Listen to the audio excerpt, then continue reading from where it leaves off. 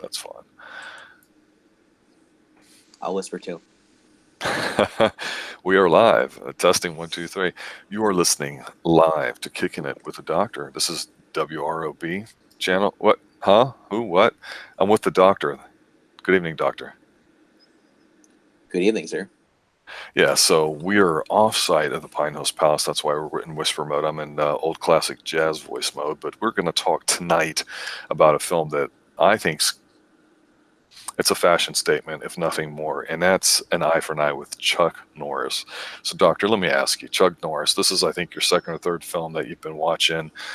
What do you think? Oh, Eric's joining us. Good evening, sir. I gotta say, this movie, each movie I see with him, this is like probably my third movie. Hmm. Coming off of watching Breaker, and then going to this, two separate different movies. But uh, I was gonna say this, he's getting better with each film I watch through the years. You can tell the tone of the movies. They're showing more action and less slow, stagnant drama. They're speeding it up. They're making it more intense. Hmm. And then so you see when you start seeing Chuck Norris just letting loose, it's just like holy crap. It's like, I would have loved to see these in the theater. You Yeah, know, I think it's interesting too that you mentioned it's about your third Chuck Norris film. I know you've seen a couple of them, but going back and kind of watching them in order, like with Breaker, and then the Octagon, and this, you can. I agree with you. You can totally see that progression, and it'll probably be in a couple more films that we talk about that we're going to see a very dramatic shift, not in a bad way, but just in a 1980s way. Because this movie, I believe, was 1981, if I'm correct. yes, this is 81. Yes. So I'll start off by just saying the first thing that jumped out to me about this film was we have a shaved Norris. So you don't get necessarily that wonderful beard and mustache that you have. He's cleanly shaven this as a San Francisco detective. And the thing that I thought was pretty badass about this movie is three things really. Two of them fashion, because I feel like talking fashion tonight.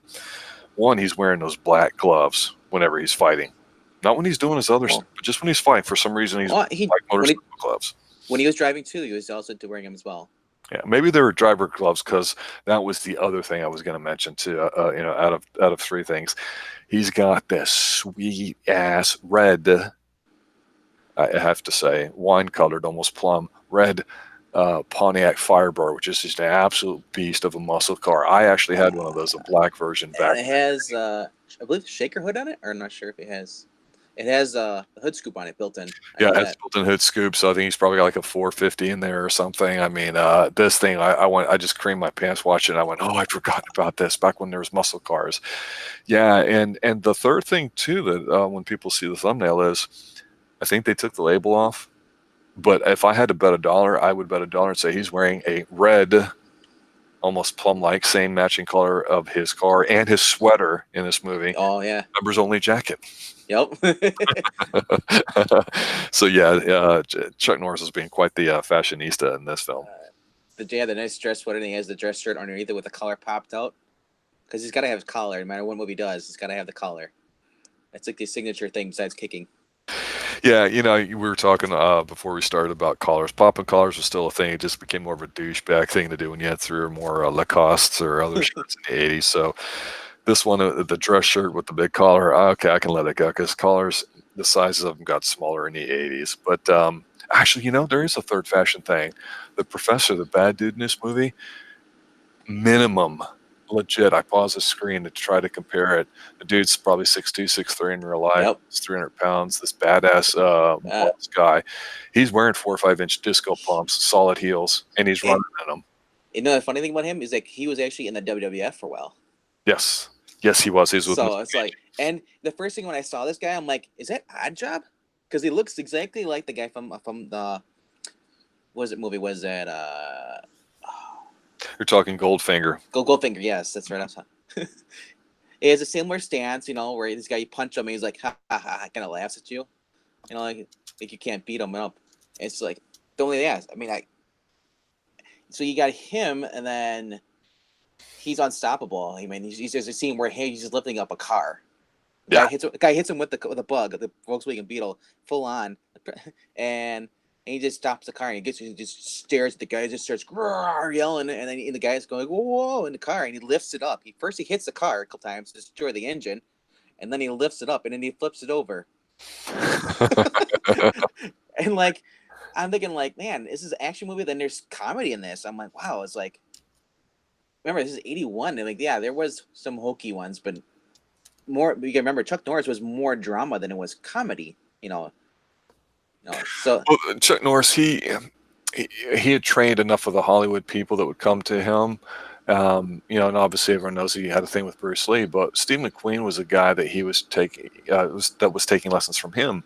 And so actually, if I recall correctly, my Chuck Norris facts, if you will, Steve McQueen's the guy that kind of encouraged him to kind of say, hey, take some acting lessons, and see if you can do some stuff or whatever. And Chuck eventually did it. And I agree with you. As he's done a couple of films now, you see that he's gotten better with his timing, the way he looks.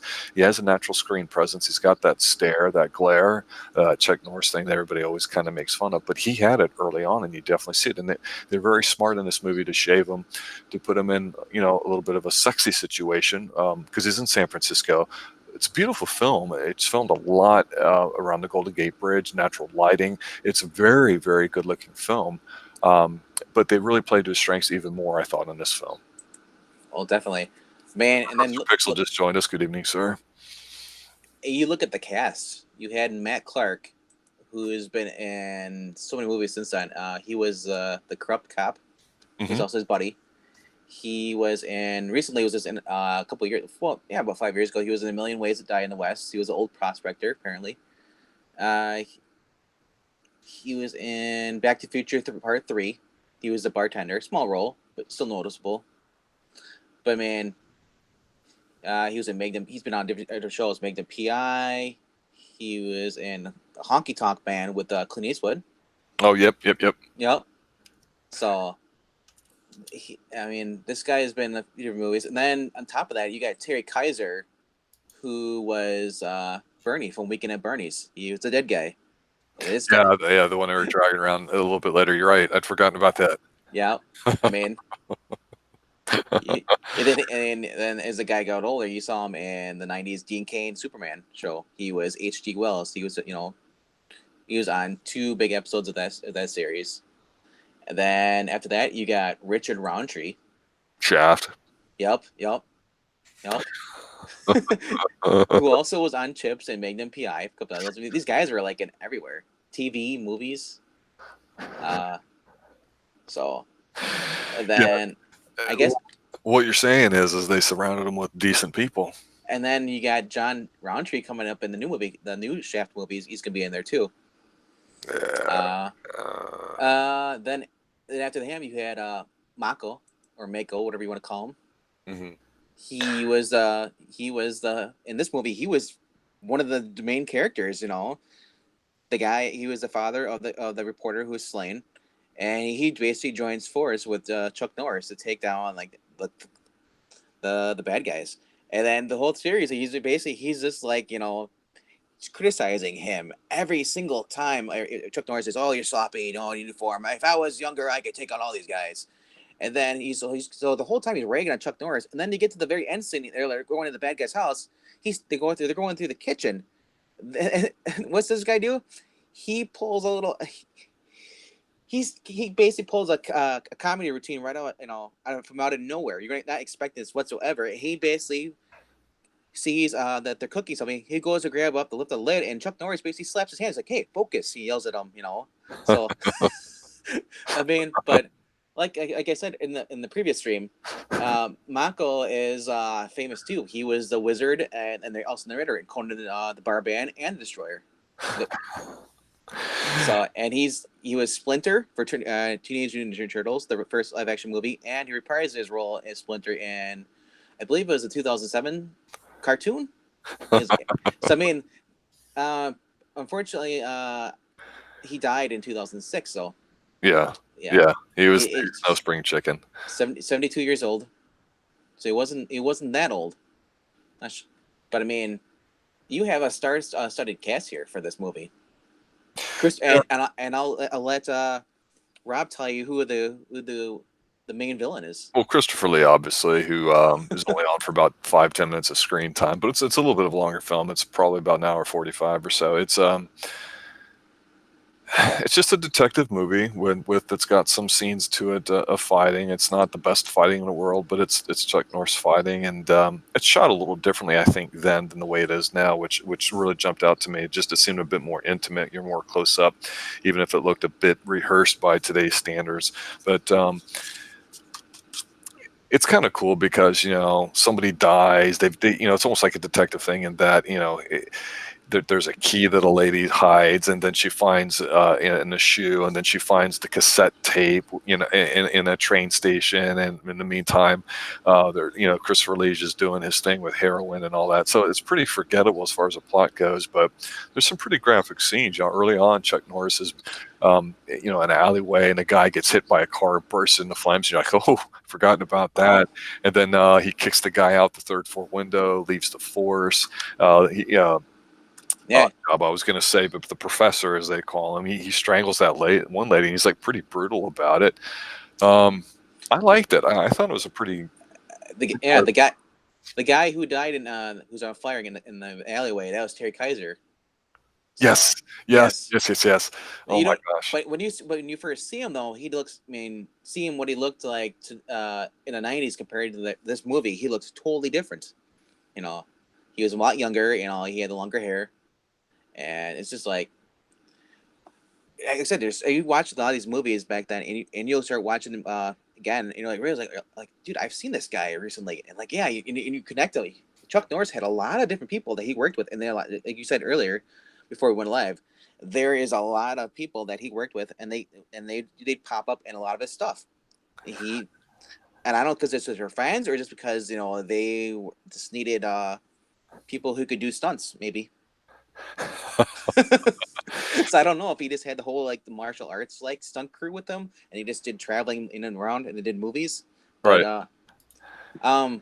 One of the things I loved about these older movies is I've never been to San Francisco, and hearing what San Francisco it looks like now, I really want to go there. But I mean, seeing the scenery, and this is early '80s, so you still got the '70s themes going on. You still got the cars, Mm-hmm. man, and just the little things like seeing the McDonald's back in the early '80s. The way everything looked is completely awestrucking to me because I was born in '85, so I grew up in the '90s. Is when I started seeing everything had changed, was more modernized. Just the simple little things. I think for when you watch this film, it is a San Francisco film. Most of his other films are not. It's weird because it's in a transitional phase. You're right. It's not in the '70s. It's not to me 100% fully in the '80s. You mentioned some of the fashion choices, but at the same time too, there's a scene about an hour in where he's rebuilt his car, he's built his house, he's got a boat that are restored. This chick's coming over, she's wanting to C, she's wanting to D, whatever you want to cook. She's like, oh, he's like, what are you thinking? And she's like, well, I'm just wondering what there is about you. I'm just an ex-cop, blah, blah, stupid romantic stuff. And you're like, really, Chuck? But man, the dude is slick. It's like, man, nobody can compete with this guy at this point. And then they start playing the sexy saxophone. He doesn't sleep with her. Then he has the bad dream. Then they start doing it in the shower. Then there's more saxophone. And yep, it's the '80s because there's saxophone. This is before he Norrises himself onto the boat and, finds out the whole drugs thing and this and that before the final act, which is really about where most of the action is. Really, he had a pretty nice house, Oh, and it was sweet. I mean, the alarm system. Yeah, he's no ordinary man in this film. He's full on Thomas Crown, is what I've been saying. He built the alarm system, so when you got these jail iron bars shutters that drop down and cover everything, so no one get in. But I'm thinking the only problem with that is if they probably didn't think about this back then. If somebody wanted to throw a Molotov cocktail in there, what do? You still got to come out. That's because, but I mean, Maggie Cooper, man, the girl he ends up becoming his girlfriend in the movie. Mm-hmm. Man, she's a looker. She's cute. Definitely different. You definitely had a business suit, professional kind of look in the '80s, and a lot of people even say since the '60s, the whole dressing up as a man with no facial hair, no tattoos, and all that stuff is gone downhill. Her character is based. She's the one. She lived downstairs from his friend who was slain, who's killed by the professor, So yeah, and he basically comforts her, and he goes and sees her she works at the same place that her friend was murdered. Hmm. Was the studio, the newsroom. So, and you can tell every time she looked at him, she was basically just eyeing him up every single night. She practically had been drooling. Oh yeah, oh yeah, and he knows, and he's And, open way about it. and he's so cool, calm, and collected about that. Like, he's like, I'm gonna be the gentleman. We'll just, I'll see you. Yeah, but he's not. I wouldn't say it's, Kind of guy. He doesn't look like a Henry Cavill or some other no. type of. He's not a Roger Moore. He's not a Pierce Brosnan. But He's just Chuck Norris. I mean, he's just you think about it, he's the epitome of like the perfect man. He's a gentleman. He can defend you. He's hardworking. So I mean, I can see why they set up these girls. That want to be with him. and every guy wants to be like him. Exactly. Their line. Well, finishing up here, just talking about the last thing. The big note I had in there was that, yeah, there were some shots in here that I liked, but this is like, is it dated or is it just different in martial arts? Which are better or not? Because sometimes the flippity flop you get lost in, but like. He's storming the boss level after defeating the professor, going after Christopher Lee, while Christopher Lee's throwing a swanky party filled with classical music and rich old white people. They were Asian people. Well, it's a mix because it's San Francisco. Yes, yeah. Correct, sir. Yes. He runs across. It's midday, and he's running across the hill at the mansion in broad daylight, and he just like punches his way, makes his way. But I mean, it's like a video game. I mean, oh my God, I'm sure video games actually got their stuff from Chuck Norris, since we're doing Chuck facts in our chat. But can you imagine a side scroller of this game? It'd be like Streets of Rage, like on crack. Yeah.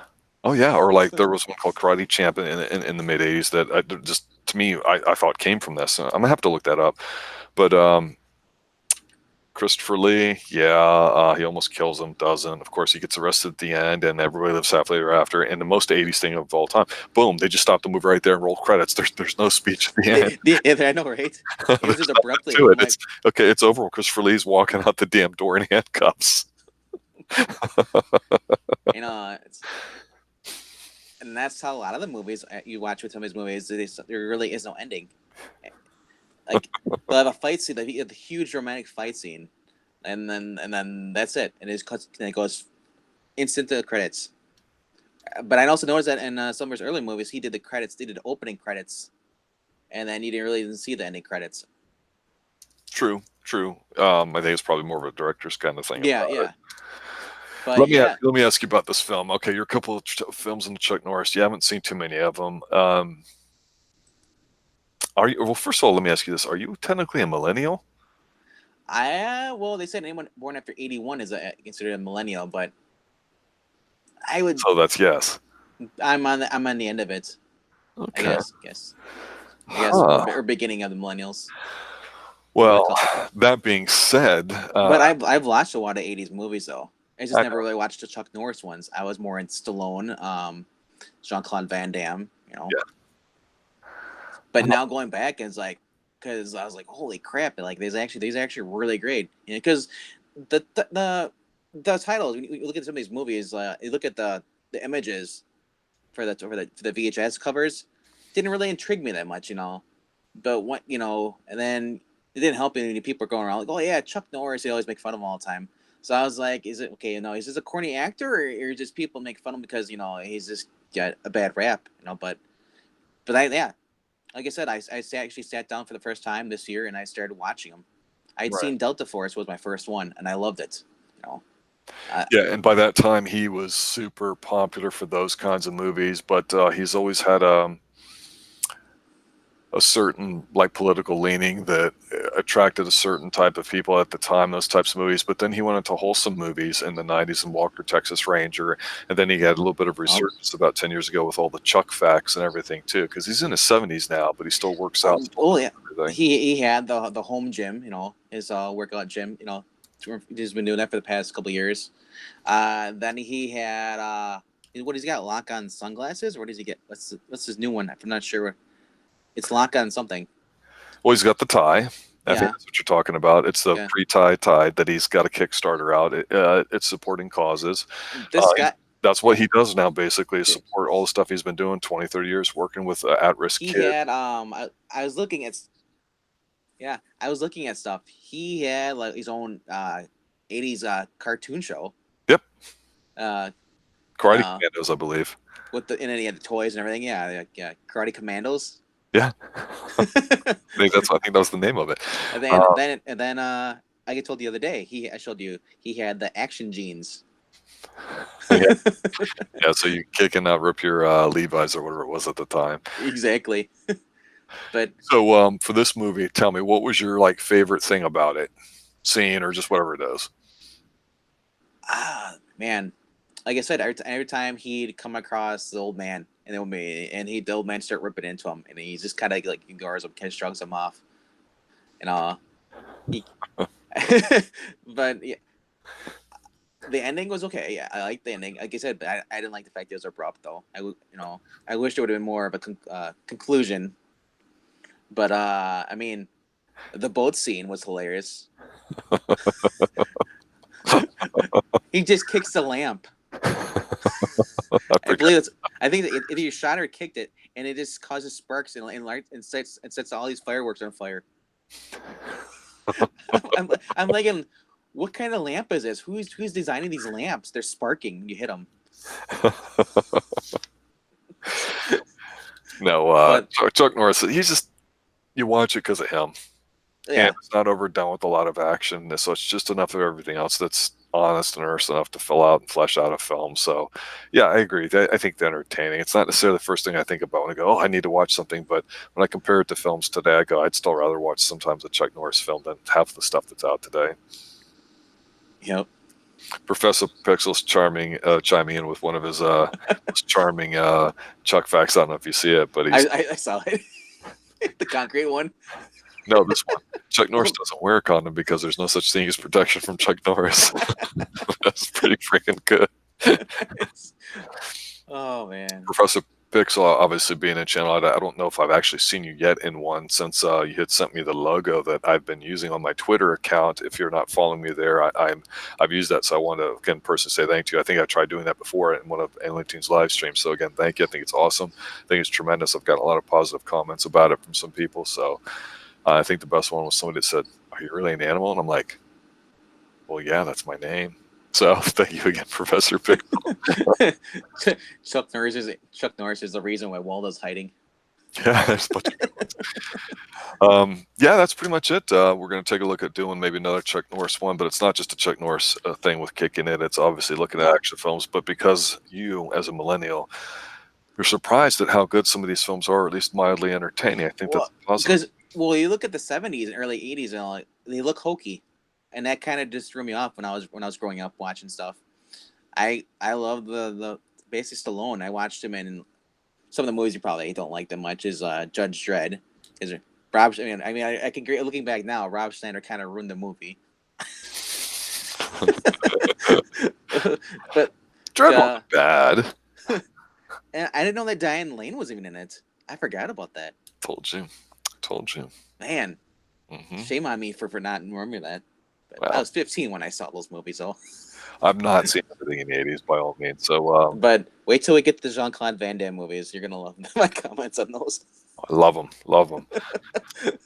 Yeah, so I just wanted to say thanks for hosting again with me again tonight. I think it's been pretty fun so far. We've been getting a few views on these Chuck Norris ones. It's starting to get some legs. It's an action one. I like the fact that some of them are mirroring the what we've been doing on our other stream, the Top 10 Tuesday that Anglington's been hosting, where we go over the top 10 of our personal favorite films, plus mention a few others that we really, really enjoyed. Check those out. As always, make sure that you're subscribing, you're sharing the tweets, the links that we get with it. Follow me on Twitter at Rob Media Network. Venkman, you got anything you need to pimp or get out there? Just make sure you guys are kicking it at Xtreme. Have a good night.